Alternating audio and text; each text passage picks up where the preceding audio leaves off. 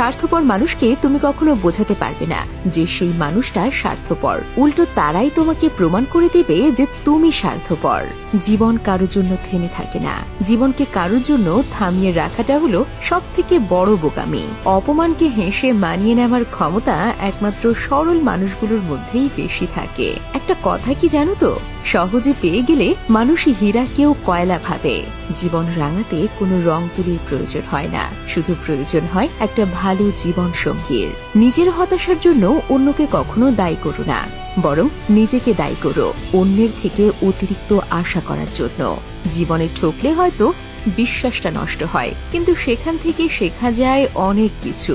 যদি অনুভব করো কেউ তোমাকে এড়িয়ে চলছে, তাহলে তাকে বিরক্ত করা ছেড়ে দাও। কেউ দেখে না তুমি তার জন্য কি করছো, তারা শুধু দেখে তুমি তাদের জন্য কি করোনি। বর্তমানে সম্পর্কগুলো এমনই হয়, খোঁজ না নিলে দূরত্ব বেড়ে যায়, আর বেশি খোঁজ নিলে বিরক্ত হয়ে যায়। আমাদের প্রত্যেকেরই কিছু না বলা কথার মধ্যে অনেক কিছু কথা লুকিয়ে থাকে। জীবনটা খুব কঠিন, আর তার চেয়েও বেশি কঠিন মানুষের মন বোঝা। কারণ মানুষ যে মন দিয়ে আপন করে নেয়, আবার সেই মন দিয়েই দূরে সরিয়ে দেয়। শিক্ষা যদি মানুষের দরজা হয়, তাহলে আচরণ সেই দরজার চাবি। বাবাকে কখনো অবজ্ঞা করো না। বাবা যতই গরিব হোক, বাবার মতো শক্ত হাত এই পৃথিবীতে আর কারও নেই।